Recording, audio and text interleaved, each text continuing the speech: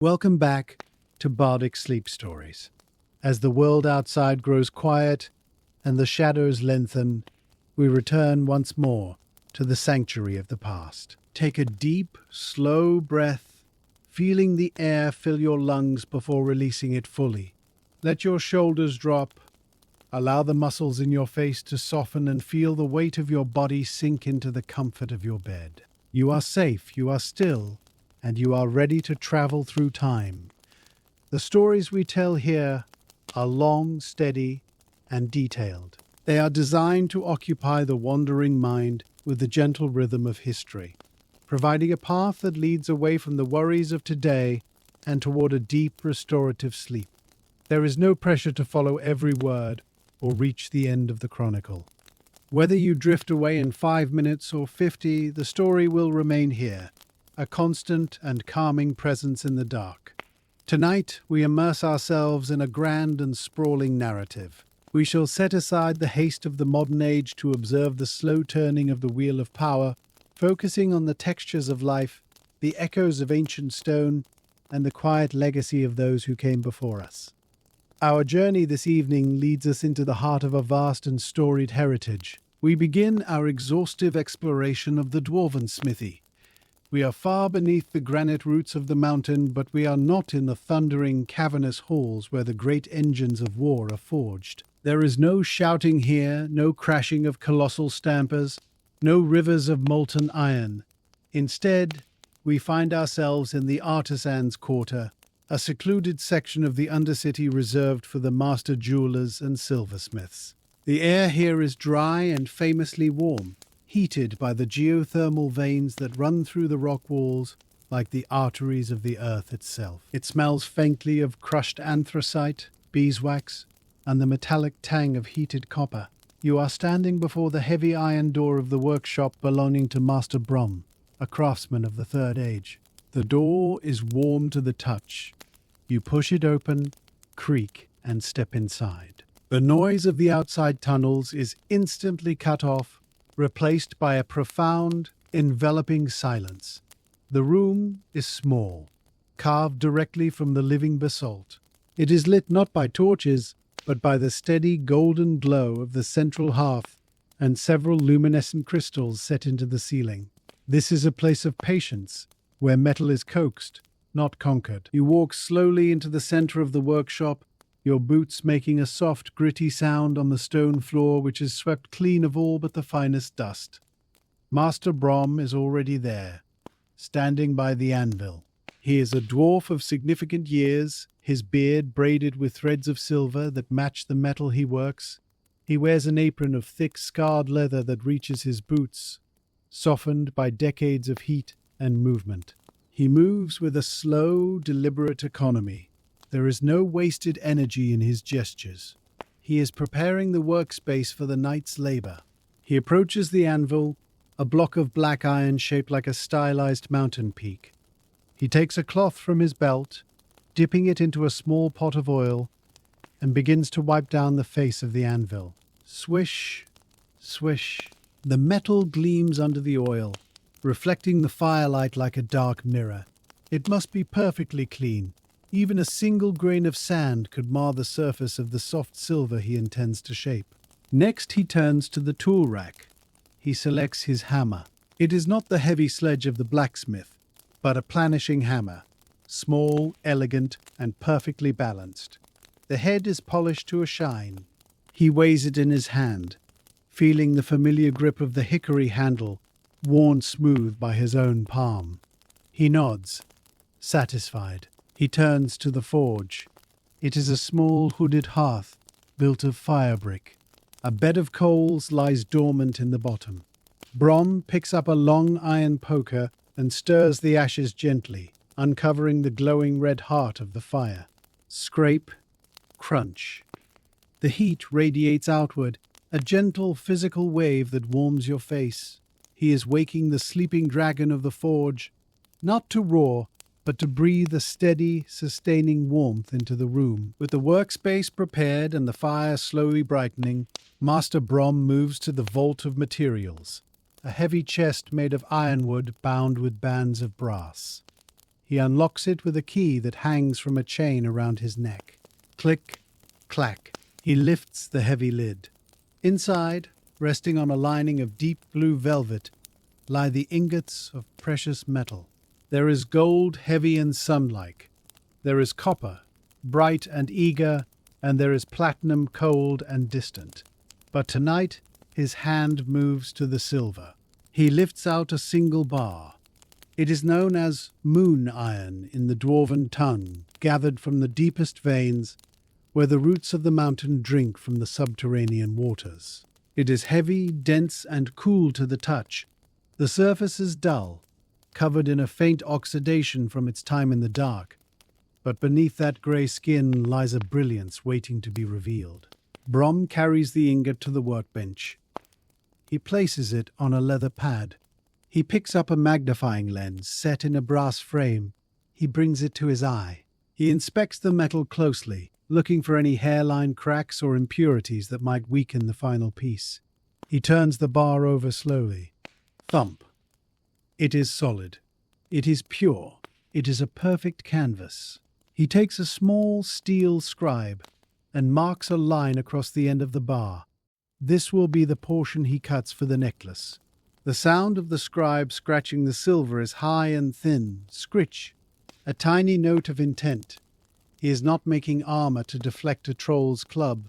He is making a thing of beauty, a delicate chain that will flow like water over the skin. The contrast between his thick, calloused hands and the delicate metal is striking, a testament to the tenderness of the true craftsman. The silver must be softened before it can be worked. Master Brom picks up the marked ingot with a pair of long-handled tongs. The tongs are blackened by fire, extensions of his own arms. He turns to the forge. The coals are now burning with a steady, clean orange light. He buries the silver deep into the heart of the fire, covering it with a mound of glowing charcoal. Now, he moves to the bellows. These are large, lung-shaped bags made of dragon hide, mounted to the side of the hearth. He grasps the wooden handle. He begins to pump. Whoosh, creak, whoosh, creak. The rhythm is slow and hypnotic. With every downstroke, a stream of air is forced into the fire. The coals brighten, shifting from orange to a brilliant, eye-watering yellow. The heat in the room rises. You can smell the scent of hot iron and burning carbon. Brom watches the fire intensely. He is not looking at the coals, but through them, watching the color of the silver hidden inside. He is waiting for the cherry red stage, the precise moment when the crystalline structure of the metal relaxes. If he heats it too little, it will crack. Too much, and it will melt into a puddle. It is a silent conversation between the smith and the element. He pumps the bellows for several minutes, the steady whoosh serving as the only sound in the deep quiet of the mountain. Finally, he sees the subtle shift in light he was waiting for. He stops pumping. He reaches in with the tongs and withdraws the silver. It glows with a dull, menacing red light, radiating a heat you can feel from across the room. He carries it quickly but smoothly to the anvil, a streak of red lightning in the dim workshop. Brom places the glowing silver upon the polished face of the anvil. He lifts the small planishing hammer. He strikes. Ting. The sound is surprisingly high and bell-like, a clear musical note that rings through the stone room. Ting, ting, ting. He establishes a rhythm immediately. It is a slow, measured cadence, like the ticking of a grandfather clock. With each blow, the silver yields. He is not smashing it, he is persuading it. He strikes the ingot, turning it slightly with the tongs between each blow. Strike, turn. Strike, turn. The glowing metal begins to elongate, transforming from a blocky bar into a slender rod. As the silver cools, the red glow fades back to grey, and the sound of the hammer changes from a dull thud to a sharper, harder ring. This signals that the metal is work-hardening and becoming brittle.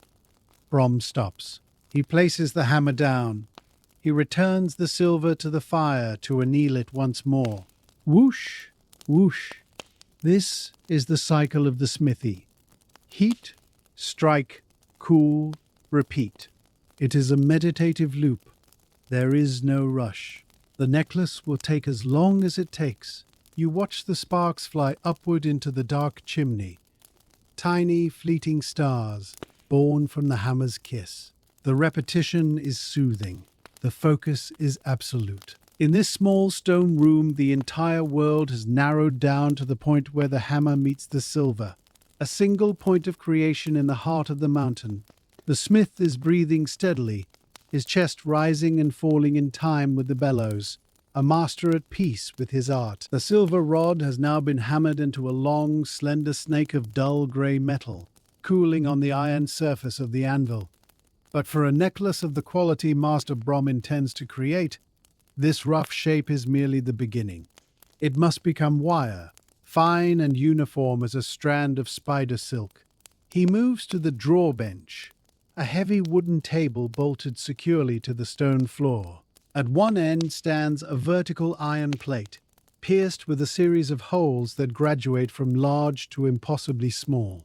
This is the draw plate, the gatekeeper of the metal's thickness. Brom takes the end of the silver rod and files it to a sharp point, a process that makes a rhythmic, raspy sound, shh, shh, against the silence of the room.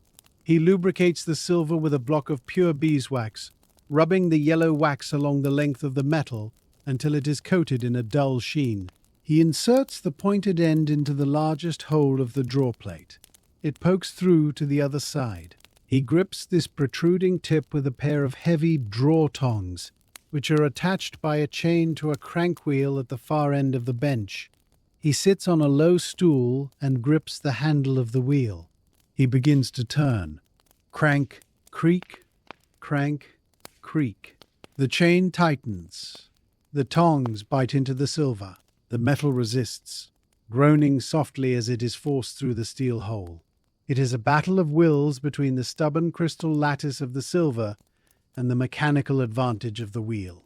Slowly, inexorably, the rod is pulled through, emerging on the other side longer, thinner, and perfectly round. Brom repeats this process, moving to the next smaller hole, and the next. Lubricate, insert, pull. With each pass, the wire grows longer, coiling onto the floor like a resting serpent. The silver is being compressed, polished, and disciplined into a state of absolute uniformity. It is satisfying work, watching the thick, uneven rod transform into yards of smooth, gleaming wire, ready for the shaping. With the wire drawn to the perfect diameter, a thickness no greater than the stem of a wildflower, Master Brom proceeds to the creation of the links. He moves to a smaller workbench, illuminated by a single, focused beam of light from a crystal lens. He clamps a steel rod, known as a mandrel, into a vise. He takes the end of the long silver wire and secures it against the mandrel. Then he begins to wind. Twist, wind, twist, wind. He wraps the silver wire tightly around the steel rod, creating a long, tight coil that looks exactly like a compressed spring. He works with a steady hand, ensuring that each loop of wire sits flush against the previous one, with no gaps and no overlaps. The motion is repetitive and circular. His hands move in a blur of practiced efficiency, feeding the wire onto the rod. When the entire length of wire is coiled, he slides it off the mandrel. It is now a rigid tube of silver. To turn this coil into individual rings, it must be cut. Brom lays the coil into a wooden groove. He picks up his jeweler's saw, a delicate frame holding a blade as fine as a hair. He applies a touch of wax to the blade. He begins to saw down the length of the coil. Zit, zit, zit, zit. The sound is a quiet, rhythmic buzzing. The saw bites through the silver loops one by one. As the blade passes through, the coil falls apart, dissolving into hundreds of identical open rings. They tumble onto the leather catch tray beneath the bench with a soft metallic rain sound. Tink, Tink, tink. It is a moment of deconstruction before reconstruction. The single wire has become a multitude of potential connections. Brom brushes the pile of rings into a small heap with the side of his hand, a horde of tiny silver circles waiting to be woven into a whole. Now begins the quietest and most meditative phase of the smithing process, the weaving of the chain. Master Brom sits hunched over the workbench, his magnifying loupe resting on the bridge of his nose. In each hand he holds a pair of smooth-jawed pliers, their tips polished to prevent marring the soft silver. He picks up a single open ring with the left hand. He picks up another with the right. He threads the second into the first. He gently twists the first ring closed. Click! The ends of the silver wire meet perfectly, touching with such precision that the seam is barely visible. He picks up a third ring. He threads it through the second. Twist, click. He is building a Byzantine weave, a dense, intricate pattern that looks like a rope of liquid metal. It requires a complex sequence. 2 rings, then fold back, then 2 more, then thread through. Open, thread, close. Open, thread, close. It is a rhythm of fingers and steel. The chain grows slowly, extending inch by inch from his pliers. It flows over his leather apron, pooling in his lap. There is no fire here, no hammer, only the soft click of the rings closing and the sound of his steady breathing. The world outside the workshop ceases to exist. There is only the next ring. The chain is fluid and heavy. When he lifts it to inspect the weave, it moves with the weight of water. He checks the flexibility. It must not kink or bind. It must drape. He runs the growing length through his fingers, feeling for any rough edges where a ring might not be perfectly closed. It is smooth as silk. The patience required is immense. But for a dwarf, patience is as natural as breathing. He is knitting with metal, turning the hard silver into a soft fabric that will one day rest against warm skin. The chain is woven, a continuous loop of intricate silverwork, but it is not yet strong. The rings are merely closed, not fused. If pulled, they would pull apart. To make the necklace permanent, every single link must be soldered. This is a task of supreme precision. Master Brom lays the chain out on a block of charcoal, which reflects the heat. He takes a small brush made of sable hair and dips it into a jar of flux, a green liquid that prevents oxidation. He paints the seam of every single ring with a tiny dot of flux. Dab, dab, dab.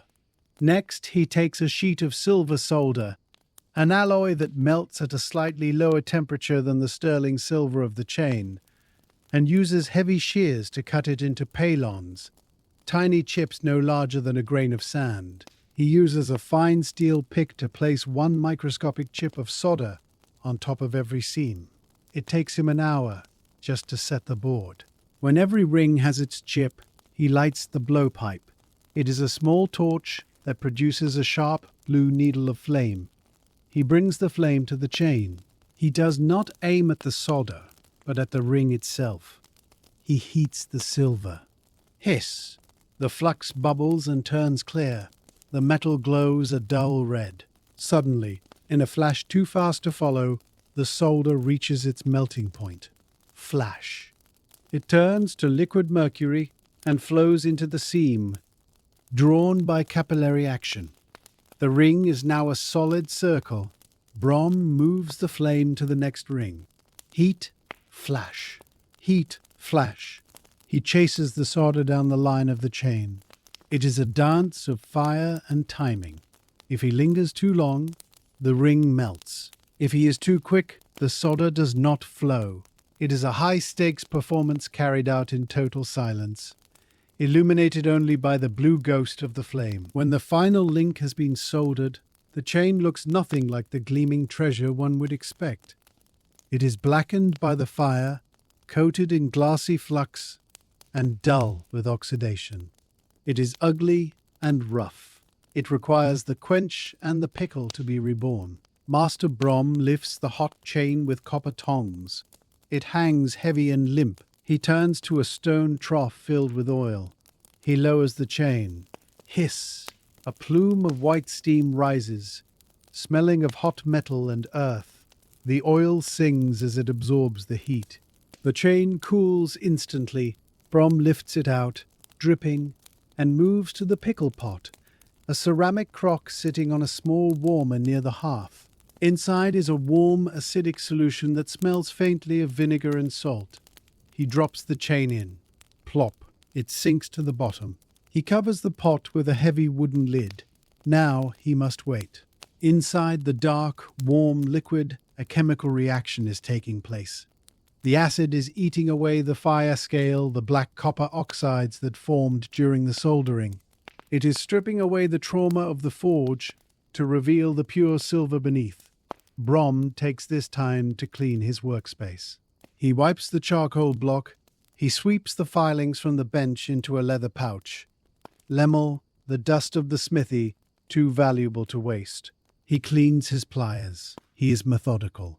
The craft is as much about order as it is about creation.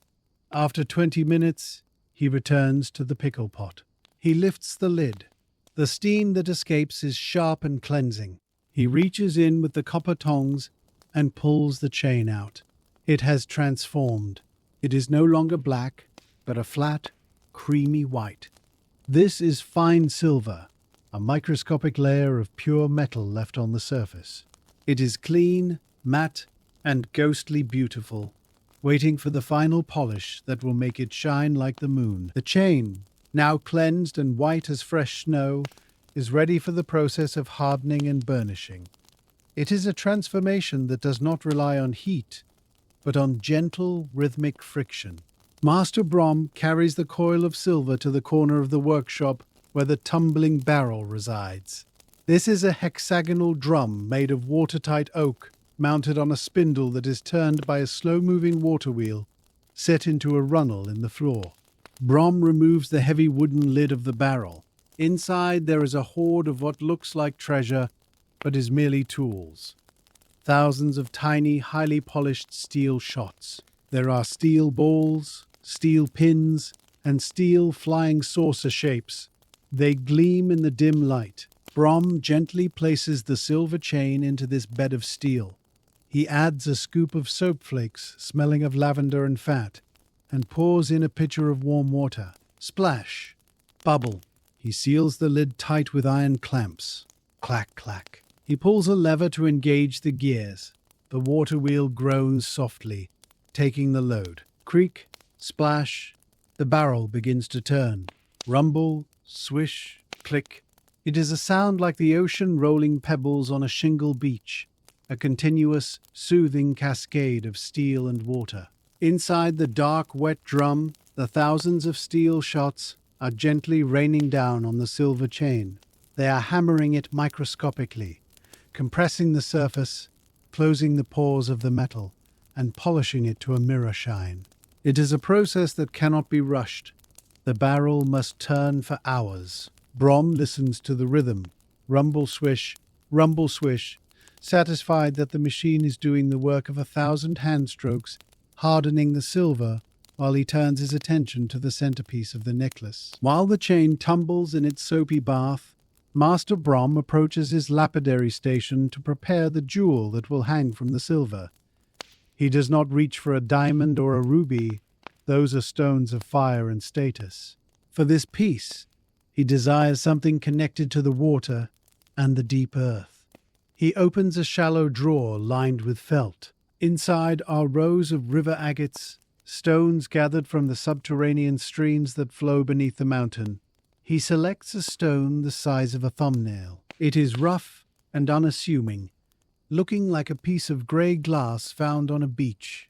But Brom knows its secret. He sits at the grinding wheel, a heavy disk of sandstone that spins in a trough of water. He pumps a treadle with his foot. Thump, whir, thump, whir. The wheel spins, slick with water. He brings the rough stone to the wheel. Hiss. The sound is a wet, grinding whisper. He turns the stone in his fingers, shaping it. He is grinding away the grey, weathered crust to reveal the gem beneath. Slowly, a pattern emerges. Bands of pale blue and milky white swirling together like smoke in a breeze. He changes to a finer wheel, made of slate. The grinding sound becomes higher and smoother. Sing, sing. The water drips constantly on the stone. Drip, drip, drip, keeping it cool. The friction smooths the surface into a perfect, domed cabochon. It feels like a piece of wet soap in his hand. He wipes it with a cloth. The dullness is gone. The stone glows with a soft internal light, cool and calming. It is not a flashy gem that shouts for attention. It is a quiet gem that invites contemplation, a piece of the mountain's frozen soul ready to be set in silver. The stone is shaped. Now it must be housed. Master Brom returns to his workbench to construct the bezel, the silver cup that will hold the agate. He takes a thin strip of fine silver sheet, rolled flat until it is no thicker than a piece of parchment. He wraps this strip around the base of the stone, measuring the circumference with exacting precision. He marks the overlap with his scribe. Scritch. He cuts the strip with his shears.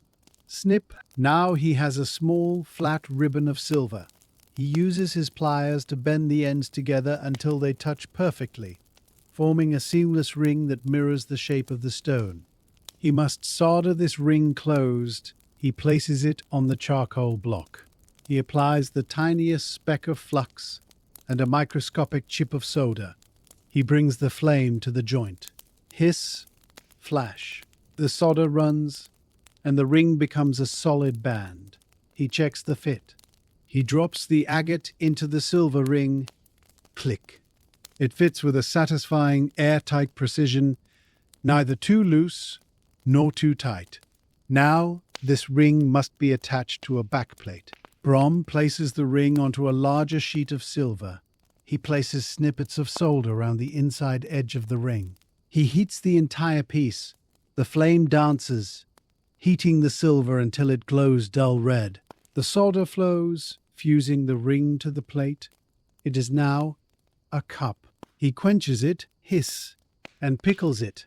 When it is clean, he uses a jeweler's saw to cut away the excess backplate, leaving only a tiny rim of silver around the base of the cup. He files the edges smooth, rasp, rasp, rasp, until the metal feels like a single solid object, a silver nest waiting for its stone egg. The moment of marriage between earth and metal has arrived. Master Brom places the silver bezel setting into a wooden clamp to hold it steady. He takes the polished blue agate and gently presses it into the silver cup. It slides home with a soft friction fit, resting on the flat bottom of the setting. The walls of the silver bezel stand up around the stone, slightly higher than the curve of the gem. To secure the stone, Brom must push these walls over the edge of the agate. He picks up a bezel rocker, a tool with a curved, polished steel head. He does not use a hammer here. The risk of cracking the stone is too great. Instead, he uses the strength of his arm and the leverage of the tool. He presses the steel against the silver wall. Push. Rock. The metal yields, bending slightly inward to touch the stone. He moves to the opposite side and repeats the motion. Push. Rock. He works his way around the circumference of the stone, north, south, east, west, compressing the silver rim over the gem. It is a slow, methodical entrapment. He is not gluing the stone in. He is mechanically locking it in place with the silver itself. He rubs the tool back and forth, smoothing the metal down until it is flush with the curve of the agate. There are no gaps. The silver hugs the stone tight. A permanent collar that will hold the gem safe for 1,000 years. He runs his thumb over the edge. It is smooth. The transition from cold metal to cool stone is seamless. The pendant is complete, a heavy, solid drop of blue and silver. Silence falls over the tumbling barrel as Master Brom disengages the gears. The water wheel spins free, and the barrel glides to a halt. Creak. Stop. He unclamps the lid. Inside, the soapy water is grey with dirt, but digging his hand into the steel shot, he pulls out the chain. It has transformed. It is no longer matte white, it is liquid light. The steel shot has burnished every single link to a high mirror shine. The chain drips with water and brilliance. Brom rinses it in clear water, washing away the soap. He dries it in a box of warm sawdust made from boxwood. The sawdust absorbs the moisture instantly. He shakes the chain free. It ripples through the air like a stream of mercury. He brings it to the bench. He takes the finished pendant. He opens a single heavy jump ring, a connecting link made of thick wire. He threads the pendant onto the ring. He threads the chain onto the ring. He uses 2 pairs of pliers to twist the jump ring closed. Click. The circle is complete. The necklace is whole. But there is one final touch. Brom takes a rouge cloth, a piece of soft flannel impregnated with red polishing powder. He rubs the entire piece vigorously. Buff, buff, buff. The friction heats the metal. The rouge removes the tiniest microscopic scratches, leaving a deep, dark shine known as a black polish, where the silver is so reflective it looks dark until the light hits it. He wipes away the red dust with a clean white silk. He holds the necklace up to the crystal light. It is a masterpiece of restraint. The silver flows like water. The agate glows like a captured piece of the river. It is simple, heavy, and perfect. Born from the fire but destined for peace. The necklace is finished, a fluid river of silver and stone. But such a treasure cannot simply be left on the hard wooden bench.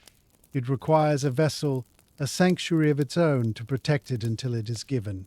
Master Brom moves to the woodworking corner of his shop, a space that smells distinctively different from the metallic, smoky air of the forge. Here, the scent is sweet and dry, the aroma of aged cedar and polished walnut. He selects a small wooden box he has been carving in the quiet moments between firings.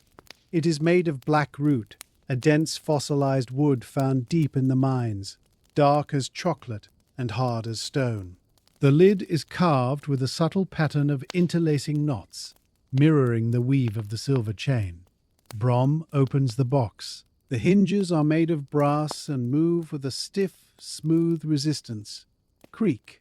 The interior is currently bare wood.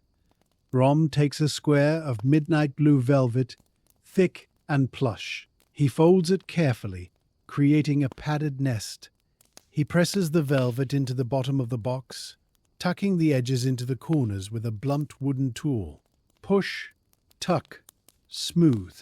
The fabric absorbs the light, creating a deep, soft void. He lifts the silver necklace. He coils it gently into the box. The silver looks stark and brilliant against the dark blue velvet, like moonlight on a deep lake. He arranges the agate pendant so it sits perfectly in the center. He lowers the heavy wooden lid. Thump. He fastens the small brass latch. Click. The treasure is now hidden, safe within its wooden shell, a secret waiting to be revealed. He places the box on the corner of his desk, aligning it perfectly with the edge, a finalized thought in physical form. With the creative work of the night concluded, the ritual of order begins. For a dwarf, the cleaning of the workshop is not a chore, but a sacred duty. The tools must rest just as the smith rests. Master Brom returns to the main workbench. He picks up a hare's foot brush, soft and wide. He begins to sweep the surface of the bench. Swish, swish, swish. He gathers the lemel, the microscopic dust of silver filings and saw cuts, into a small pile. He uses a playing card to scoop this precious grey dust into a leather pouch. Nothing is wasted. This dust will be melted down again to become new wire in a month's time. Next, he turns to his tools. He picks up the pliers, one by one. He wipes the jaws with an oily rag to prevent rust from the humidity of his breath. Rub, clean. He hangs them on the rack on the wall. Each pair has a silhouette painted behind it. The tool meets its shadow and clicks into place. Clink, clink. The files are brushed clean with a file card, a stiff wire brush that removes the silver particles from the steel teeth. Scrape, scrape. He returns the hammers to their loops. He wipes the face of the anvil one last time, leaving it gleaming and dark. He sweeps the stone floor, the broom bristles hissing against the basalt. Hiss. Shh. The rhythm is slow and final. He is erasing the evidence of labor, resetting the stage to a state of neutral potential. The room feels lighter, the air clearer. The chaos of creation has been tamed back into the order of the stone. The workbench is clear, the tools are racked, and the floor is swept. Now, Master Brom turns his attention to the heart of the room, the forge. The fire has burned low, the aggressive yellow flames having settled into a bed of deep, pulsing red coals. It is not time to extinguish it completely. A forge fire is rarely allowed to die, but it must be put to sleep. Brom takes the heavy iron shovel. He reaches into a bin of banking ash, a fine grey powder residue from months of burning. He scoops up a mound of the ash. Crunch. Lift. He gently pours the ash over the glowing coals. Whoosh. Soft. The grey dust smothers the light, burying the heat. He adds another scoop and another. He is building a blanket for the fire. The bright red glow disappears hidden beneath the grey hillock. The heat in the room begins to drop immediately, shifting from the intense radiation of the open forge to a residual ambient warmth held in the stones. Brom closes the iron hood of the forge. Clang.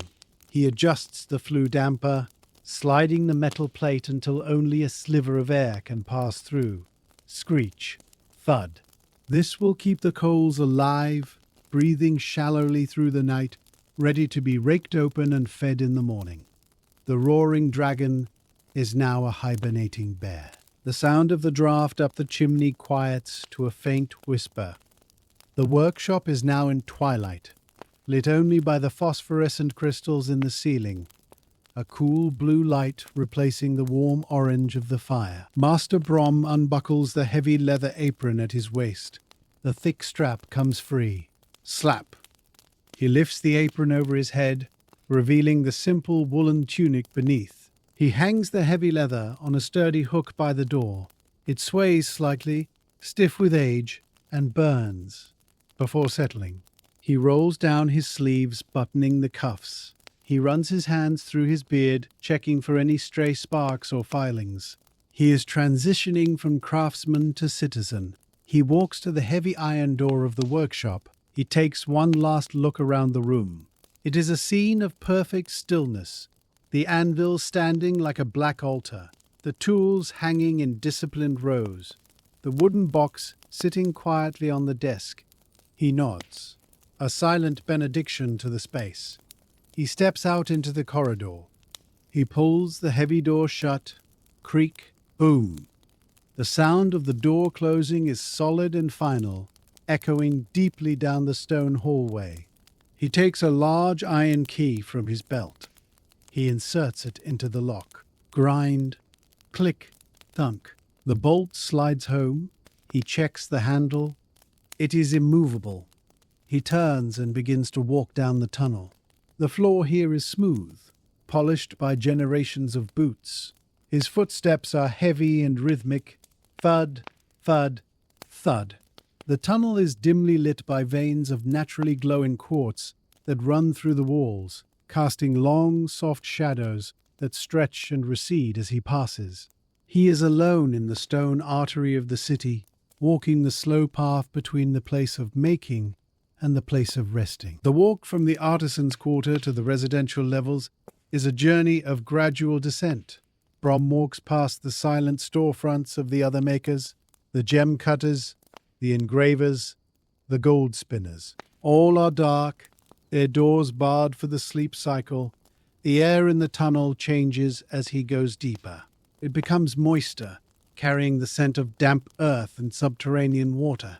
He reaches the arch of roots, a massive natural gateway where the petrified roots of an ancient surface forest penetrate the ceiling of the cavern. He passes under it and enters the lower gardens. This is not a garden of green, sun-loving plants, but of deep-dwelling flora. Giant mushrooms, tall as trees, line the path, their caps glowing with a soft violet luminescence. Ferns with translucent pale fronds rustle in the gentle draft of the ventilation shafts. Rustle, shh. The sound of water becomes audible, a low, melodic burbling. It is the Silver Thread Stream, a small underground river that winds through the housing district. Brom crosses a small stone bridge, his hand brushing the cool, damp railing. The light here is dim and dreamlike, a mixture of violet fungal glow and the reflection of the water on the cavern ceiling. It is a world away from the heat and dry dust of the smithy.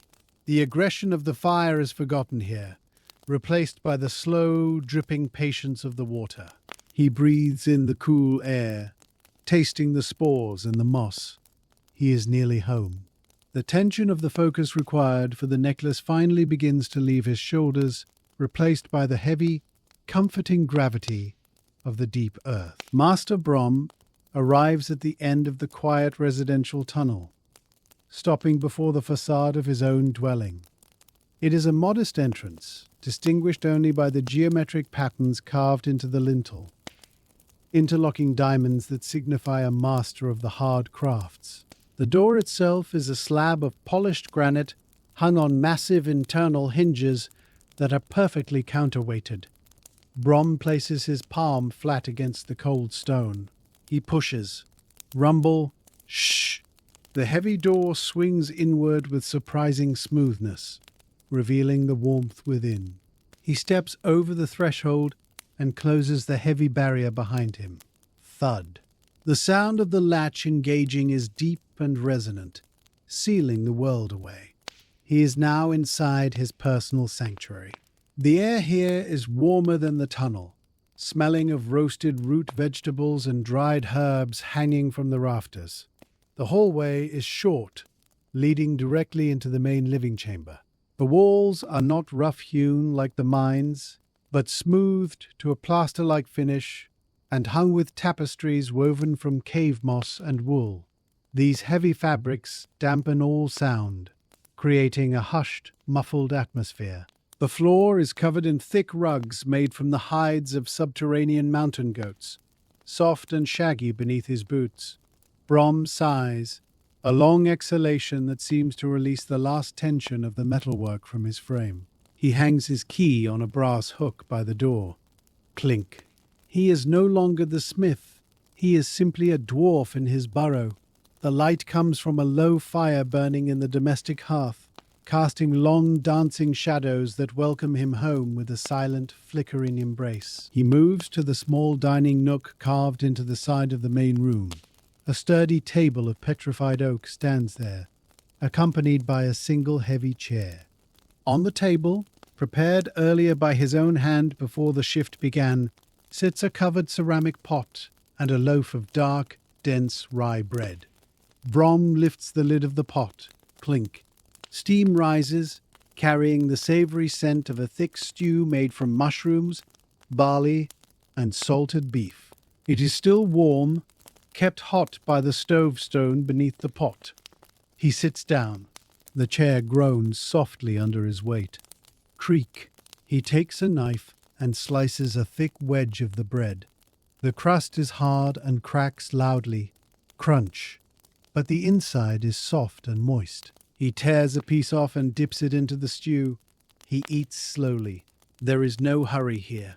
He savors the earthy flavors, the salt, and the sustenance. He chews methodically, staring into the middle distance, letting his mind unwind. He reaches for a stone flagon on the sideboard and pours himself a small measure of dark ale. Glug, glug.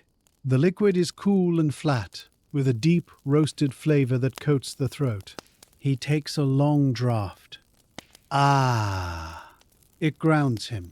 The simple meal is a ritual of transition, shifting his body from the output of energy to the intake of nourishment.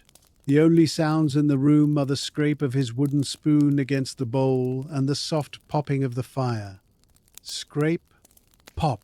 It is a solitary peace, a quiet communion with the fruits of the earth before the final rest of the night. The meal finished, Master Brom carries his dishes to the small scullery and rinses them in the stone basin.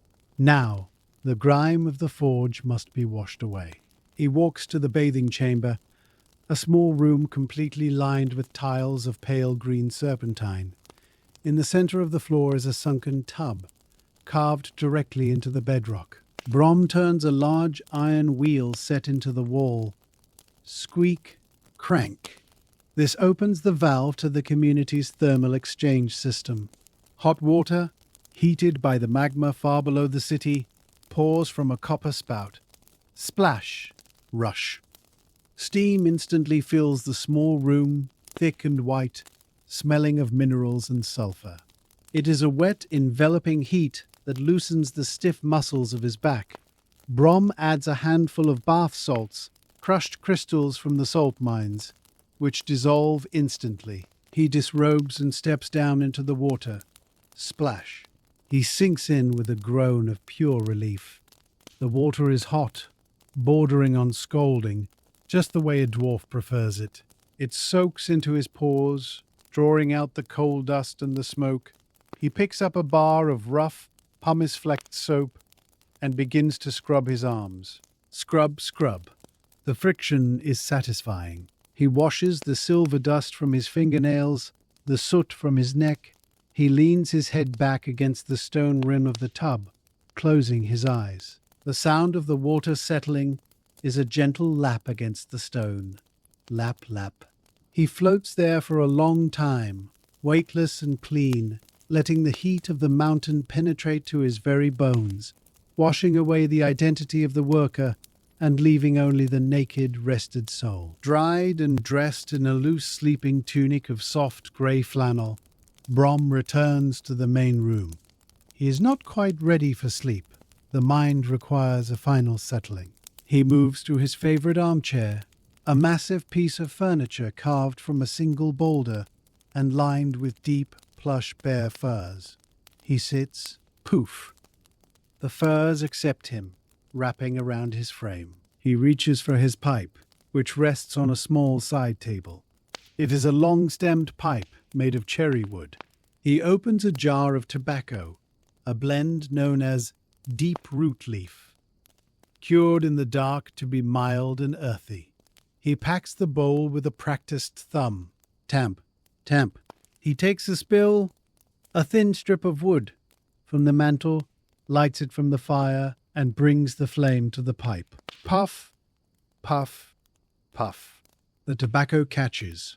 A wreath of blue smoke rises, curling lazily towards the ceiling vents. The smell is sweet and woody, like autumn leaves burning. Brom watches the smoke rings drift and dissipate. He is thinking of nothing. He is simply watching the fire die down. The embers are a dull, pulsing red, mirroring the forge he left behind, but here there is no work to be done. The silence of the deep earth presses in around the house. It is a heavy, geologic silence, miles of rock insulating him from the surface storms. He feels entirely secure. The weight of the mountain above him is not a burden. It is a blanket. He takes one last draw from the pipe, knocks the ash into the hearth, tap, tap, and sets it down. His eyelids are heavy. The gravity of the stone is calling him to rest. Master Brom stands up from the armchair, his movements slow and sleep-heavy. He extinguishes the last lamp in the living room, leaving only the faint glow of the dying embers. He walks into his bedroom. This chamber is the heart of the home, small and windowless, designed for absolute hibernation. The walls are bare stone, cool and solid. In the center stands the bed. It is a sturdy frame of ironwood, built to last for centuries. The mattress is thick, stuffed with the down of cave geese and layers of wool batting. It is piled high with heavy blankets woven in geometric patterns of deep red and brown. Brom folds back the covers. Swish, heavy. He climbs into the bed. The mattress is firm but yielding. He pulls the heavy covers up to his chin. The weight is immense and comforting. It feels as if he is being tucked in by the earth itself. He nestles his head into the pillow. The room is pitch black. There is no ambient light here, no moon, no stars. There is only the velvet darkness of the underground. He takes a deep breath, smelling the clean wool and the faint stony scent of the room. He listens. He can hear the slow, rhythmic beating of his own heart. Thump, thump. He can feel the stillness of the rock. He is a stone in a wall, a gem in a geode, safe and enclosed. He closes his eyes, though it makes no difference in the dark. He lets his limbs go heavy, sinking into the mattress, drifting down, down, down into the deep dreamless sleep of the mountain. As Master Brom drifts into the heavy restorative slumber of the worker, let your mind's eye expand outward from the small, dark bedroom. Visualize the sheer magnitude of the protection that surrounds him. He is not merely sleeping in a room, he is sleeping in the heart of a mountain. Imagine the layers of rock that rise above his head, mile upon vertical mile of solid stone. Immediately above the ceiling rafters lies the dolomite layer, a band of hard grey rock that acts as the primary shield for the residential district. Above that lies the granite shield, a massive unyielding stratum of pink and black speckled stone, formed by the cooling of magma eons ago. It is thick, heavy, and impenetrable. Higher still are the layers of slate and shale, the ancient seabeds lifted to the sky by the shifting of the world. And finally, far, far above, is the snowy peak of the mountain itself, where the wind howls and the stars shine on the ice. But down here, deep in the roots, the storm on the peak is not even a rumor. It is a world of absolute stability. The stone absorbs all vibration, all noise, all chaos. The only sensation is the pressure of the earth, a comforting, hugging weight that holds the city together. Think of the age of this rock. It has stood here for millions of years, watching the suns rise and set, watching the forests grow and fall. It is timeless. To sleep within it is to borrow its patience, to slow the beating of the human heart to the geologic rhythm of the mountain. You are a fossil safe in the strata, a gem hidden in the geode, protected by the most solid substance in the world. While the master craftsman sleeps, the city of the dwarves continues its slow, automated nocturnal cycle. It is a machine that never truly stops, but simply shifts into a lower gear. Visualize the great ventilation shafts that run like windpipes through the mountain. These are smooth, circular tunnels, lined with copper to prevent mold. In the deep silence of the night, you can hear the faint rhythmic pulse of the air moving through them. Whoosh! Pause. Whoosh! Pause. It is the mountain breathing. The air is drawn from the high, cold passes, filtered through screens of wet silk to remove the dust, and warmed by the geothermal vents before it reaches the sleeping halls. It brings the scent of snow and pine deep into the underground, a fresh reminder of the surface world. Elsewhere, in the reservoir district, the water systems are settling. The great cisterns, carved from the rock and filled with crystal-clear aquifer water, are perfectly still. The surface of the water is a black mirror, reflecting the dim glow crystals in the ceiling. Occasionally, a single droplet falls from a stalactite. Drip, plip. The sound echoes across the vast watery cavern, a lonely musical note that emphasizes the emptiness. The pipes that carry this water to the homes hum with a low, barely audible vibration. The infrastructure of the dwarven capital is a masterpiece of engineering, designed to support life in the dark with effortless efficiency, surrounding the sleepers with clean air and living water. Let us drift now from the sleeping city to the memory of the material itself. The silver necklace resting in the wooden box on Brom's desk has a history that stretches back long before it was shaped by the hammer. Travel back in your mind, deep into the timeline of the Earth, to the vein of the Moon. This was a fissure in the deepest rock, far below the level of the city, where the superheated fluids of the young Earth once flowed. As the mountain cooled, the silver crystallized out of the solution, forming a fern-like pattern of pure metal against the black basalt. It lay there in absolute darkness for 10,000 centuries, a secret treasure waiting to be found. Then came the miners. Visualize the deep delvers, the specialized guild of dwarves who work the lowest levels. They move slowly, tapping the rock with small hammers, listening to the resonance. Tap, tap, thud. They found the vein not by sight, but by sound. They did not attack the rock, they harvested it.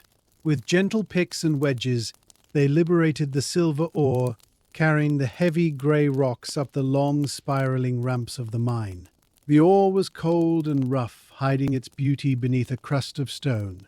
It was a burden of the earth, carried on strong shoulders through the dark, brought up towards the warmth of the smelters to begin its transformation from raw geology to refined art. Trace the journey of the silver further, to the great foundry in the industrial sector.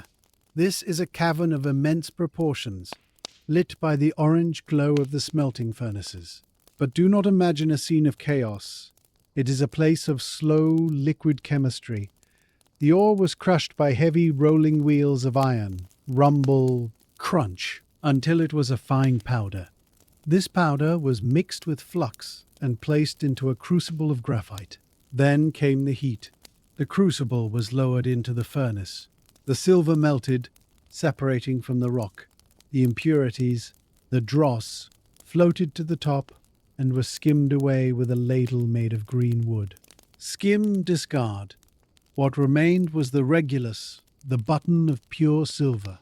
It was poured into a mold of cast iron. Hiss, steam. As it cooled, it contracted, pulling away from the sides of the mold. It solidified into the heavy, rectangular ingot that sat in Brom's chest. For years, that ingot sat in the vault of reserves, a silent, dust-free room stacked high with bars of gold, copper, and iron. It sat in the dark, cool and dormant, a battery of potential energy. It waited for the requisition order, for the key to turn, for the hand of the master smith to lift it out. It has traveled through fire and darkness, through crushing weight and searing heat, to finally find its shape in the delicate flowing links of the necklace. It has been purified by its journey, stripped of all that was not silver, until only the essence remained. Return your focus to the present moment, to the wooden box sitting on the corner of the workbench in the silent smithy. Inside the velvet-lined dark, the necklace waits. It is a finished object, but it is also a vessel of intent. In dwarven philosophy, an object is not merely matter, it retains the echo of its making. This necklace holds the rhythm of Master Brom's hammer, ting, ting, ting. It holds the patience of the wire-drawing bench. It holds the warmth of the forge and the coolness of the quench. Unlike a sword, which is forged with thoughts of sharpness and defense, this necklace was crafted with thoughts of grace and beauty. It was made to drape, to shine, to adorn. This gentle intent is locked into the crystalline structure of the metal. It radiates a subtle peace. The blue agate stone, nestled in its silver bezel, brings the memory of the underground river, the soothing sound of water over rock. Together the silver and the stone form a harmonious chord, a silent song of earth and water. It is a heavy piece, grounding and cool. It is sleeping now, just as its maker sleeps. It is waiting for the moment it will be lifted out, fastened around a neck, and warmed by a living pulse. But for tonight, it is content to be a secret treasure, a masterpiece of quietude hidden in a box of fossilized wood, deep in the bedrock of the world. As you settle deeper into the heavy warmth of the dwarven bed, bring your attention to the quality of the silence that fills the room. In the surface world, silence is fragile. It is easily broken by the wind, a bird, or the rustle of leaves. But here, deep in the bedrock, silence is a physical substance. It is thick, dense, and immovable. It presses gently against your eardrums, blocking out the chaos of the mind. It is the silence of the sealed geode. Imagine this silence as a heavy velvet cloak that has been draped over the entire city. It muffles the thoughts. It slows the breath. There is no vibration here. The air is still, held motionless by the millions of tons of rock that surround you. This isolation is not lonely. It is protective. You are held in a vault of peace. The walls of the room are thick stone, absorbing any stray energy, grounding it instantly into the earth. You can feel this grounding effect on your own body, the static electricity of the day, the nervous energy of the muscles, flows out of you and into the mattress, down through the ironwood frame, and disappears into the floor. You are becoming neutral. You are becoming heavy. You are becoming part of the quiet architecture of the mountain. The distinction between your body and the bed begins to blur, as if you are sinking into the stone itself, finding a comfortable hollow in the living rock where you can rest undisturbed for an age. Expand your awareness now to the Hall of the Ancestors, a vast, quiet chamber located in the very center of the residential district. Master Brom passes it every day, but tonight we visit it in the spirit of sleep. It is a library, but there are no books here, for paper rots and ink fades. Instead, the history of the dwarves is recorded on memory stones, tall, six-sided pillars of obsidian carved with runes. Thousands of these pillars stand in rows, stretching away into the dark. In this hall, the silence is reverent and absolute. The air is cool and smells of dry stone and eternity. Walk among the pillars in your mind. They are solid, black, and gleaming. They hold the stories of the smiths and the miners who came before, but they do not speak. They simply stand. They are the ultimate expression of stillness. To sleep like a dwarf is to emulate these stones. It is to stand, or lie, firm against the flow of time. It is to be solid, unshakable, and enduring. As you lie in your bed, imagine that your spine is one of these obsidian pillars, straight, strong, and deeply rooted. You are not swaying in the wind. You are anchored in the deep. The wisdom of the ancestors surrounds you, a silent choir of stone that watches over your rest. They whisper that there is no rush, that the mountain will still be here tomorrow, and that your only duty now is to be as still and as silent as the rock itself. Far below the sleeping city, miles beneath the deepest mine shaft, lies the source of the mountain's warmth. The magma arteries. Do not picture a violent volcano, but rather the slow, viscous movement of the earth's blood. It is a deep, glowing red river of molten rock, moving with the sluggish pace of a glacier. This heat rises slowly through the layers of the crust. It travels through the granite, through the basalt, through the slate. By the time it reaches the floor of Master Brom's bedroom, it has been tamed. It is no longer a burning fire, but a gentle, radiant warmth. It is the underheat. Feel this warmth seeping up through the mattress. It enters the soles of your feet, relaxing the arches. It travels up your calves, melting the tension in your knees. It warms the base of your spine. It is a primal heat, the same heat that formed the diamonds and the gold. It cradles you. It is the embrace of the planet itself. You are lying on top of a massive geothermal battery that never runs out of power. You do not need blankets to stay warm. The earth provides. This heat is constant. It does not fluctuate with the wind or the weather. It is steady, reliable, and deep. Surrender to it. Let it penetrate your muscles and your bones, softening the rigid structures of the body until you feel as fluid and warm as the magma deep below. In the absence of sunlight, the underground world operates on a different perception of time. It is crystal time. Consider the growth of a quartz crystal in a dark cavern.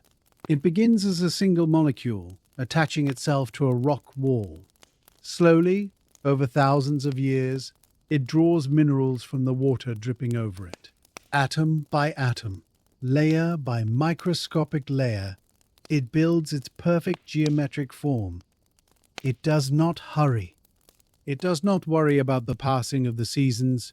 It simply grows, silent and perfect in the dark. Tonight, imagine your sleep is like the growth of that crystal.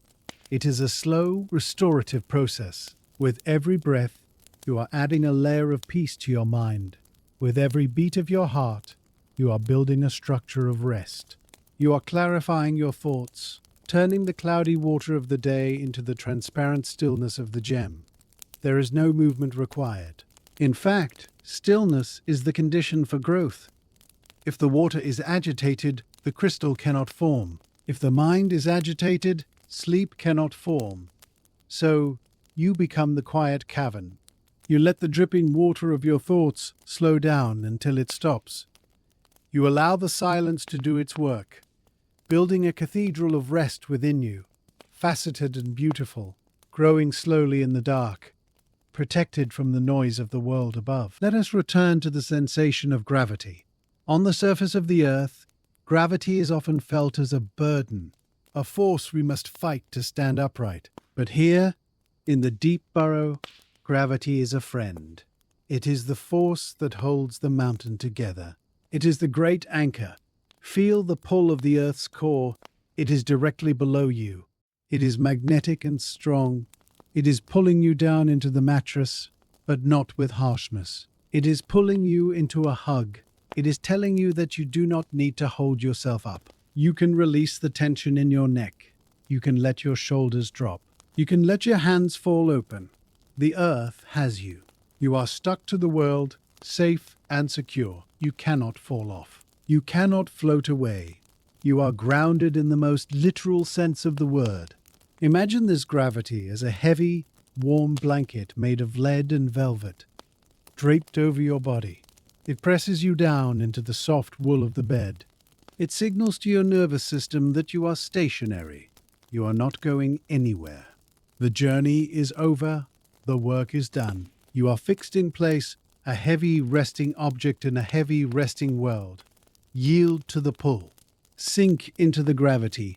Let it drag you down, past the waking world, past the dream world, deep into the heavy, silent center of sleep. In the darkness of the wooden box on the workbench, the blue agate pendant rests in its velvet nest.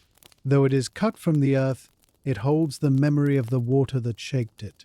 Bring your mind to the silver thread stream that winds through the lower caverns. It is a body of water that has never seen the sun.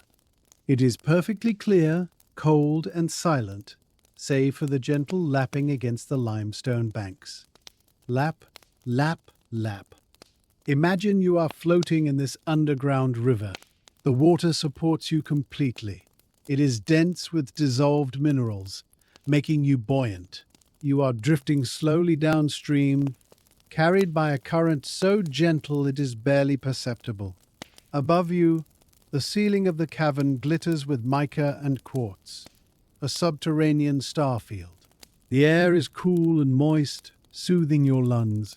The water washes over you, taking away the heat of the forge, the dust of the day, and the weight of your thoughts. You are weightless in the dark. You are fluid. You are moving through the veins of the mountain, flowing towards the deep, silent reservoir of sleep. The stone pendant remembers this feeling, the feeling of being held, smoothed, and cooled by the water. You are now remembering it too. You are drifting, turning slowly in the current, a leaf on the underground stream, moving deeper and deeper into the comforting dark. Consider the door to Master Brom's dwelling. It is not merely a barrier, it is a masterpiece of security. Visualize the lock mechanism inside the granite slab. It is a tumbler gear system, crafted from brass and steel. When Brom turned the key, he engaged a series of heavy deadbolts. Clack, thud. These bolts are thick rods of iron that slide deep into the solid rock of the doorframe. They bridge the gap between the door and the wall, turning the separate parts into a single immovable unit. There is no way to open this door from the outside without the key. The world is physically locked out. This mechanical certainty allows the mind to relax completely. You do not need to keep one ear open for danger. You do not need to be vigilant. The lock is doing the work for you. It is a sentinel of brass standing guard in the dark. Feel the psychological click of your own internal locks engaging. You are sliding the deadbolt across the door of your mind. You are securing the perimeter of your awareness. The worries of the surface world are on the other side of the granite. They cannot scratch through the stone. They cannot pick the lock. You are sealed inside the sanctuary. You are safe. You are enclosed. You are private. The silence of the room is the result of this security, a protected space where you are free to let go of all defenses. Expand your imagination now to encompass the entire Undercity. Master Brom is not the only one sleeping. Thousands of dwarves have returned to their burrows. The great hush has fallen over the mountain. In the Hall of Echoes, the stonemasons have laid down their chisels. In the gardens of the deep, the farmers have extinguished their lanterns. In the School of Runes, the scribes have closed their books. The entire civilization has shifted into a state of dormancy. It is a collective hibernation. Imagine the lights of the city dimming one by one, like embers dying in a fire. The tunnels are dark and quiet. The great engines of the mines are silent. The carts have stopped rolling. You are part of this massive resting organism. You are breathing in time with thousands of other sleepers. There is a profound comfort in this shared rhythm. You are not alone in the dark. You are surrounded by a community of peace. The mountain protects all its children equally. The rock does not discriminate. It holds the king in his palace and the apprentice in his cot with the same steady, grounding gravity. You can feel the wave of sleep that has washed over the city, a tide of rest that pulls you under with it. You surrender to the collective quiet, joining the vast, silent brotherhood of the stone. Return in spirit to the smithy for a moment, to the forge that sits cold and grey in the corner. Under the mound of banking ash, the hot coal is still burning. It is a single, large coal, glowing with a deep, dark red light. It is buried so deep that no heat escapes to the surface, but the potential for fire remains. This is the lesson of the ember. Energy does not always need to be active. It can be stored. It can rest. Your mind is like that banked fire. You have covered your thoughts with the grey ash of sleep. You have dampened the flames of activity. You are no longer burning bright. You are glowing low and slow. This is not an extinguishing of life, but a preservation of it. You are saving your strength. You are turning inward. The heat is centered in your core, keeping you alive and warm. But it is not consuming any fuel. You are in maintenance mode. There is no need to spark, no need to flare. Just exist as a warm, pulsing center of life in the dark. The ash covers you. The shadows hide you. You are safe to smolder gently through the night, knowing that the breath of the morning will wake you when the time is right. But for now, let the ash settle. Let the glow dim. Let the darkness take over. Bring your attention back to your physical form, lying in the bed. Let us perform the great unbinding, releasing the body from the tension of the day. Start with your hands. These are your tools, your hammers, your pliers. They have gripped and held and worked. Now, let them fall open. Imagine the leather gloves are being peeled off.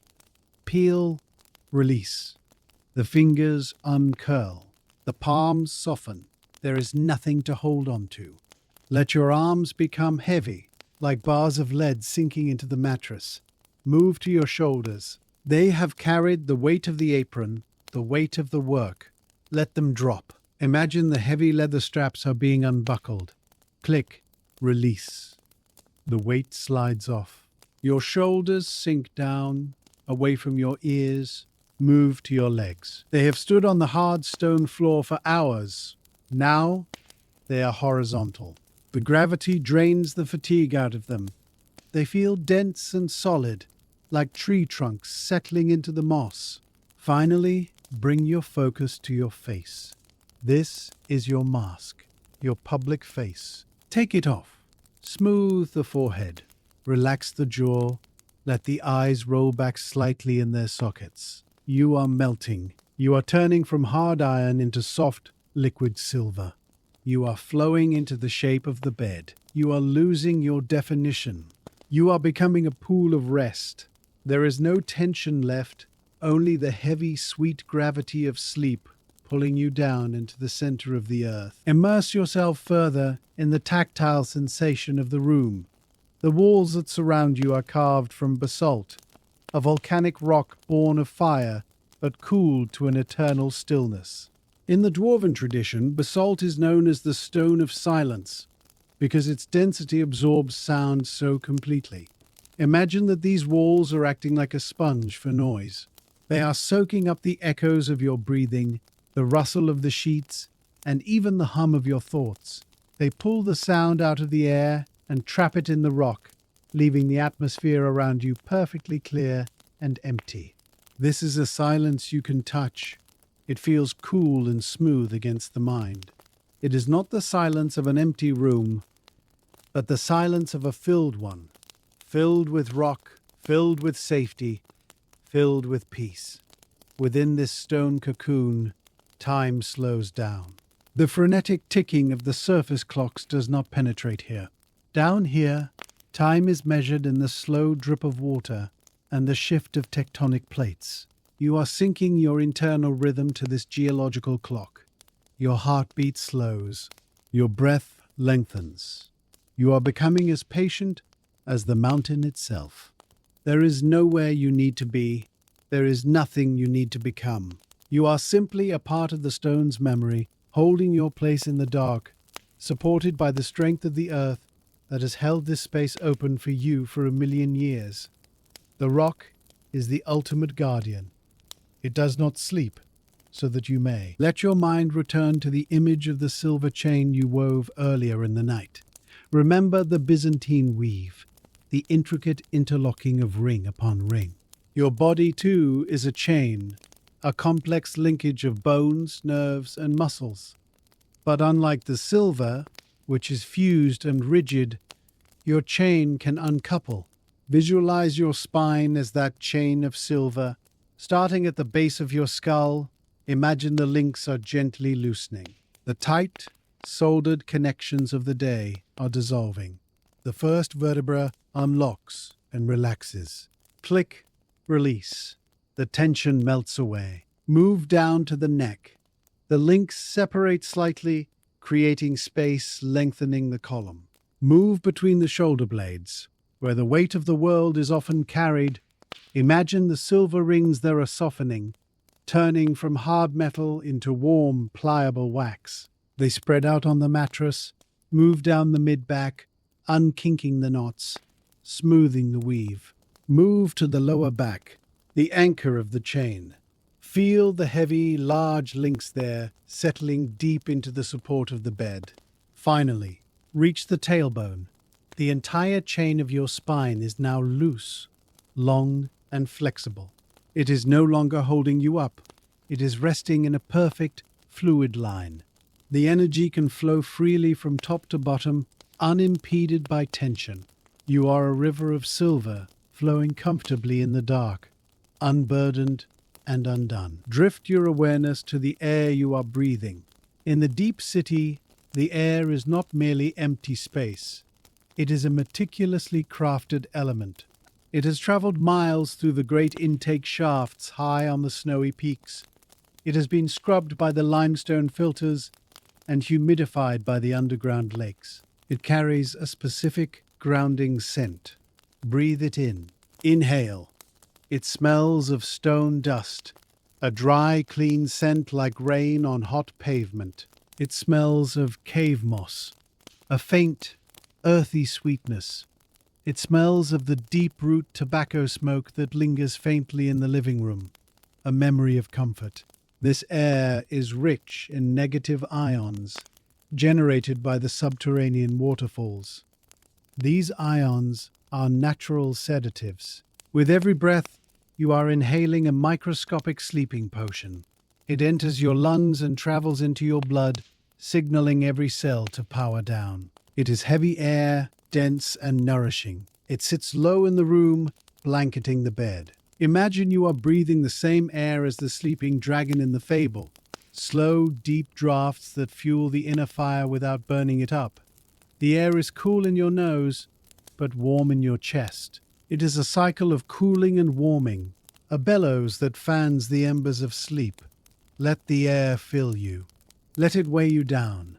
Let it anchor you to the bed. Let us take one final mental journey back to the workshop, just to ensure that all is well. Stand in the doorway of your mind. The room is dim, lit only by the blue phosphorescence of the ceiling crystals. Look at the workbench. The wooden box is there, sitting square and solid. The necklace inside is sleeping in its velvet nest. Look at the tools. The hammers are hanging straight. The pliers are closed. The files are clean. Look at the forge. The hood is down. The ash is grey and undisturbed. The fire is safely banked. There is no smoke. There is no danger. The Fire Watch Guild patrols the corridors outside, their heavy boots silent on the stone, ensuring that no spark goes astray. You do not need to worry about the shop. It is in a state of perfect suspension. The objects are waiting for your return, but they do not need you now. They are content to be inanimate. They are resting in the object time, where a night is but a blink of an eye. You can leave them there. You can close the heavy iron door in your mind. Creak, boom. You can turn the key. Click. The workshop is sealed. The responsibility is locked away. You are free to turn your back on the labor and walk away, down the tunnel, deeper into the soft, welcoming dark of your own rest. You have now reached the threshold of the deep. In Dwarven lore, this is the point where the mind leaves the stone of the mountain and enters the sea of dreams. It is a transition from solid to liquid. Imagine that the bed beneath you is losing its solidity. It is no longer a mattress of wool and feathers. It is a raft floating on a vast underground ocean. The water is dark as ink, warm as blood, and smooth as oil. You are pushing off from the shore of the waking world. Push, glide. The friction of the land disappears. You are drifting out into the void. There is no horizon here, no sky, no bottom. There is only the warm, enveloping darkness. It is a sensory deprivation tank of infinite size. The silence is absolute. The stillness is total. You are floating in the great nothing. This is not a scary place. It is the womb of creation. It is the place where the mind repairs itself. It is the place where the silver of the soul is annealed, softened, and made ready for the next day. You are weightless. You are formless. You are nameless. You are simply a point of consciousness drifting in the warm dark. You are safe. You are held. You are asleep.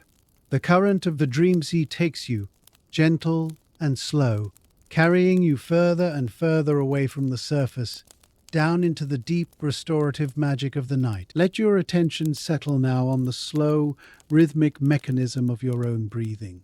In the smithy, the bellows were pumped by the strong arm of the dwarf to feed the fire, creating heat and energy. But here, in the chamber of sleep, the bellows of your lungs are working in reverse. They are not fanning the flames. They are cooling the coals. Visualize the air entering your body as a cool, blue mist drawn from the underground stream. Inhale, cool.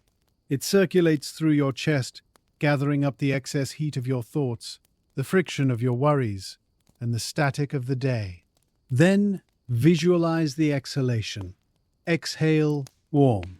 You are breathing out the heat, releasing it into the cool stone room where it is instantly absorbed by the basalt walls.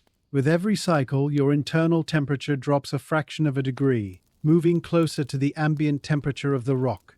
You are equalizing with the mountain. The bellows are moving slower now. Rise, pause, fall. There is a long, luxurious pause at the bottom of the breath, a moment of stillness where nothing happens. In that pause, you are perfectly suspended.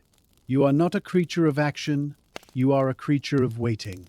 The air moves in and out of you with the inevitability of the tide, requiring no effort, no will, and no control.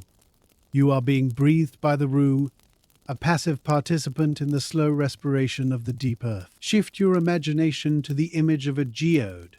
You have seen them in the markets. Rough, lumpy spheres of rock on the outside, uninteresting and grey. But when cracked open, they reveal a hollow heart lined with thousands of sparkling purple or white crystals. Tonight, imagine that your mind is that geode.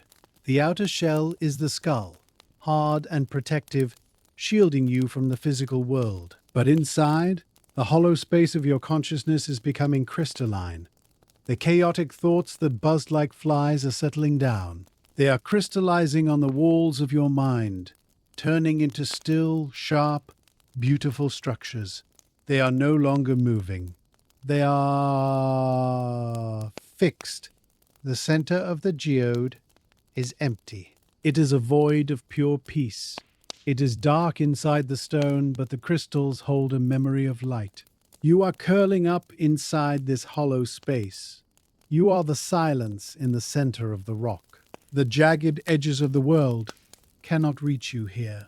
You are encased in beauty and hardness. The walls of your mind are lined with amethyst and quartz, cool to the touch, radiating a calm, geometric stability. You are not empty in a lonely way. You are empty like a cathedral, vast and quiet and holy. You are a secret treasure hidden in the dark, waiting to be discovered by the morning sun. But for now, content to sparkle silently in the private dark of your own head. Let a thin silver thread of memory pull you back to the river agate in the necklace one last time. Think of where that stone lived before Master Brom found it. It lay in the bed of the underground river for 1,000 years. It was tumbled by the water over and over until every rough edge was smoothed away. It lived in total darkness. It lived in silence, save for the rush of the stream. It did not strive. It did not try to become a diamond. It was content to be an agate. It accepted the water. It accepted the dark. Tonight, emulate the stone. You are being tumbled by the river of sleep. It is smoothing you. It is washing away the sharp edges of your mood, the jagged corners of your stress. You are becoming round and smooth. You are becoming polished. The friction of the sheets against your skin is like the water against the stone. It is a gentle abrasion that cleanses. You are heavy, like the stone. If you were dropped into a pool of water now, you would sink straight to the bottom, resting comfortably in the sand. You are dense with rest. You are cool and solid. You are a river stone, resting in the deep, quiet eddy of the night, letting the current flow over you without carrying you away. Beneath the floor of the bedroom, beneath the foundation of the house, beneath the city itself, lie the roots of the mountain. These are not roots of wood, but the deep structural roots of the tectonic plate. Imagine these roots pushing down into the mantle of the world. They are vast, immovable pillars of granite that anchor the continent. They are the legs of the earth. Your bed is resting on these roots. You are supported by the strongest foundation in existence. Feel that support rising up to meet you. It is unshakable. Earthquakes cannot move it. Storms cannot shake it. You are connected to the stability of the planet. This connection travels up through the crust, through the basalt, through the floorboards, through the bed frame, and into your spine. You are locked in to the earth. You can stop holding yourself up. You can stop trying to maintain your balance. The earth has got you. It is holding you with a grip that has lasted for eons. You are as safe as a mountain. You are as stable as a cliff face. You can let go of the fear of falling. There is nowhere to fall to. You are already at the bottom, resting on the bedrock of reality. The roots hold you firm, allowing you to drift away into the ether of dreams without losing your place in the world. As you lie in the absolute stillness, visualize the element of lead. In the alchemy of the dwarves, lead is the metal of Saturn, the metal of heaviness, of silence, and of deep sleep. It is grey, soft, and impossibly dense. Imagine that a blanket woven of spun lead is being gently lowered onto you. It is not crushing, it is grounding. It presses you down into the mattress with a comforting authority. It shields you from radiation, from noise, from light. It is the ultimate insulator. Under the lead blanket, the world goes silent. Your body feels heavy, so heavy that you could not lift an arm even if you wanted to. But you do not want to. The heaviness is delicious. It is a relief. It anchors you to the sleep. It prevents you from floating back up to the surface of wakefulness. You are sinking deeper, past the limestone, past the granite, down into the heavy metallic core of the world. You are becoming an element. You are simple matter, resting in the dark. The complex personality, the name, the history, all of that is light and airy, and it floats away. What remains is the heavy physical truth of your body resting in the dark. You are lead. You are stone. You are sleeping iron. You are fast asleep. You are now entering the state known to the dwarves as the long doze. It is a biological downshifting that mimics the hibernation of the bear. Your metabolism is slowing down to a crawl. Your body is no longer burning energy to move or to think. It is using just enough to exist. Imagine your internal engine, usually a roaring furnace, has been dialed down to a single tiny pilot light. It burns with a steady blue flame, consuming almost nothing. This efficiency is profound. You are in a state of supreme conservation. The blood moves slowly through your veins, thick and rich. The air moves slowly in your lungs. The electrical signals in your brain have quieted from a chaotic storm to a gentle rolling swell. You are synchronizing with the slow, patient life of the underground. Deep in the caves, the blind fish swim in slow motion. The fungi grow in silence. The stalactites drip once an hour. You are joining this slow-motion world. There is no rush here. The concept of being late does not exist in the geology of the earth. You have all the time in the world. You are suspended in the amber of the moment. Allow yourself to enjoy this slowness. It is a luxury. It is a relief.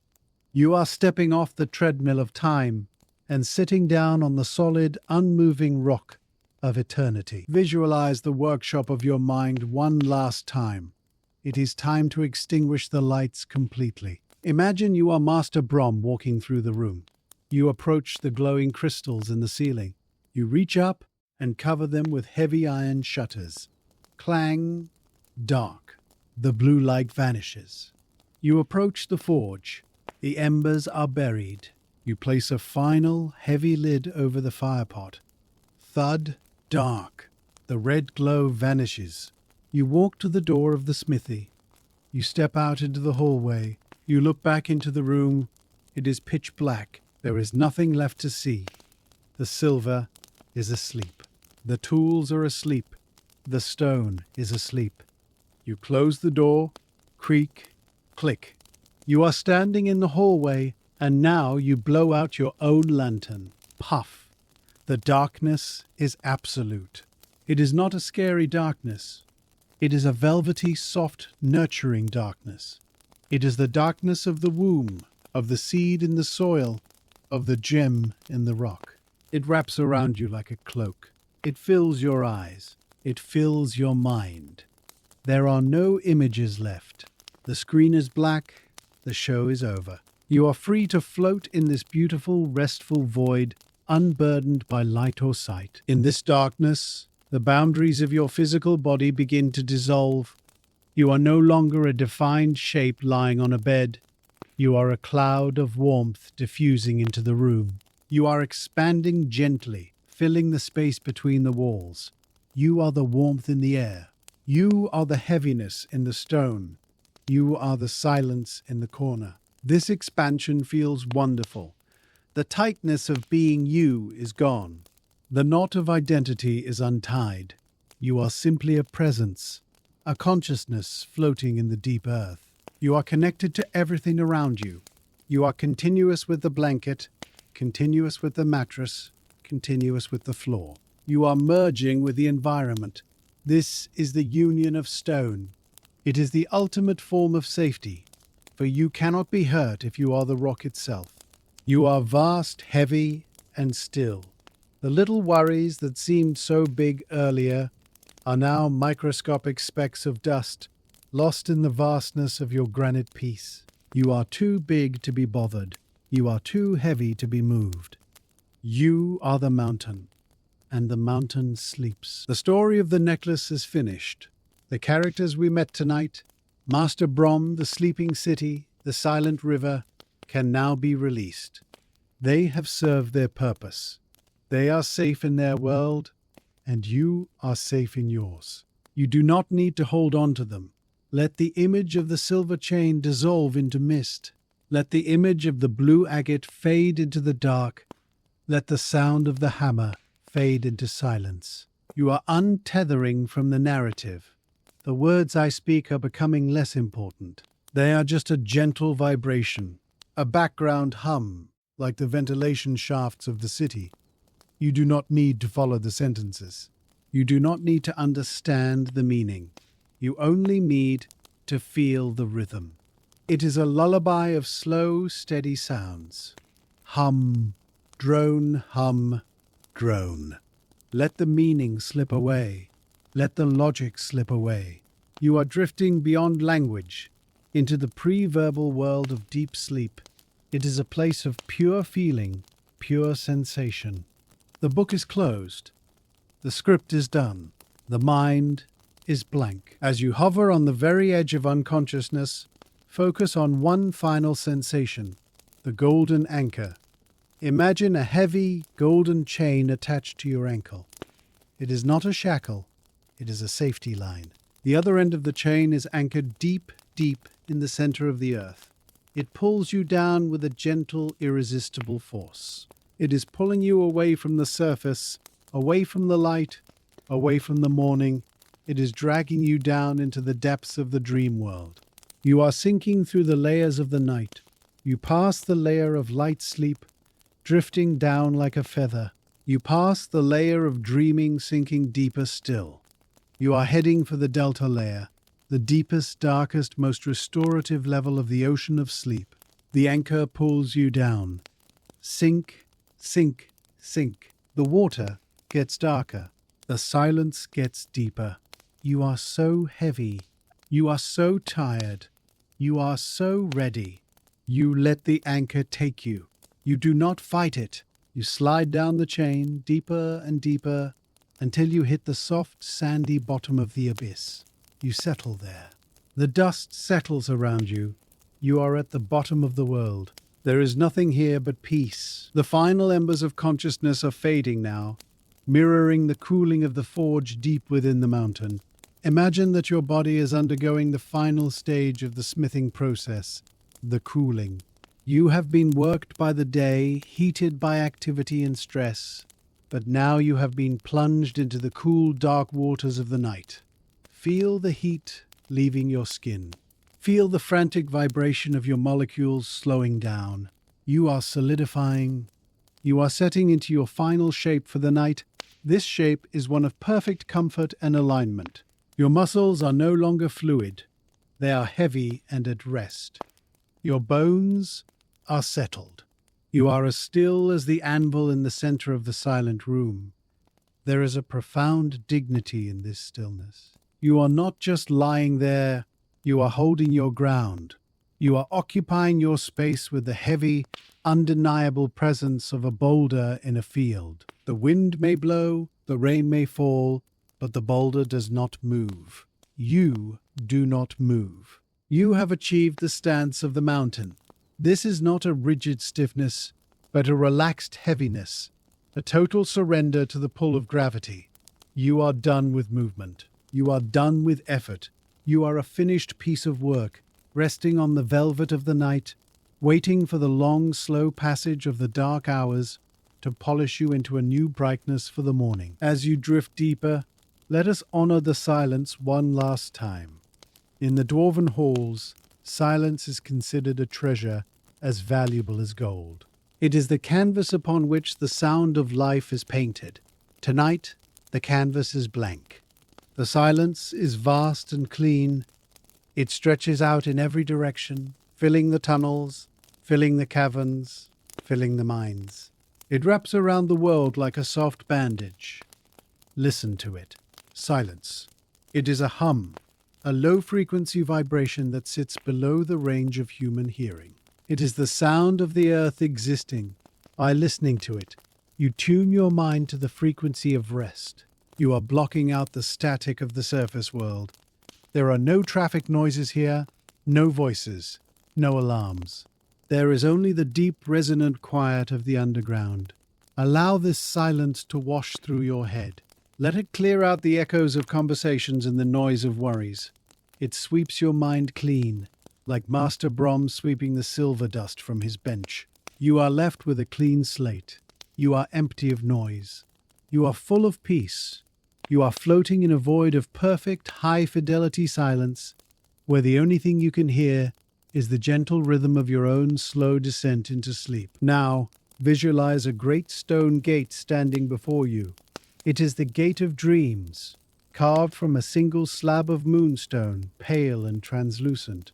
It stands at the end of the long tunnel of your day. The gate is open, just a crack, revealing a soft, misty light beyond. This is the threshold. Behind you lies the workshop, the fire, the tools, the lists, and the plans. Ahead of you lies the unknown, the soft, shifting landscape of the dream world. You are walking towards the gate. Your steps are slow and heavy. You are leaving the burden of your identity at the door. You take off the name you wear. You take off the job you do. You take off the history you carry. You leave them in a pile on the floor. They will be there when you wake up. You step through the gate, light and unencumbered. You are just a spirit now, a wisp of consciousness entering the mist. The air on the other side is sweet and cool. The light is dim and soothing. You are free. You are safe. You have crossed over. The gate closes gently behind you, thud, sealing you in the sanctuary of sleep. The logic of the waking world no longer applies. You can fly. You can float. You can simply be. You are a traveler in the land of Nod, beginning your nightly journey into the deep. And so we conclude our chronicle of the Dwarven Smithy. We have spent the evening in the company of the Quiet Makers, the masters of patience who understand that true beauty comes from slow, deliberate effort. We have watched the silver turn from rough ore to a flowing river of light. We have felt the warmth of the deep earth and the cooling touch of the water.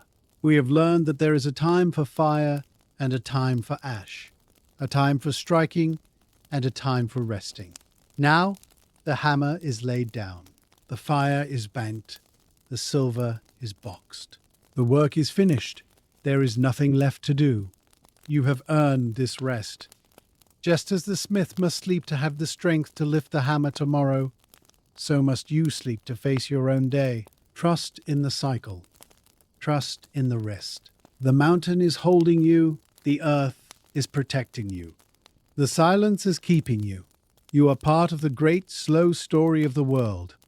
A story that is written in stone and silver, in fire and sleep. Let go of the narrative now. Let go of the words. Let go of the thought. There is only the dark and the peace and the sleep. The forge is cold. The workshop is silent. The city sleeps. The bard closes the heavy leather book of history the pages settling with a soft whisper. Shh. The quill is cleaned and set aside.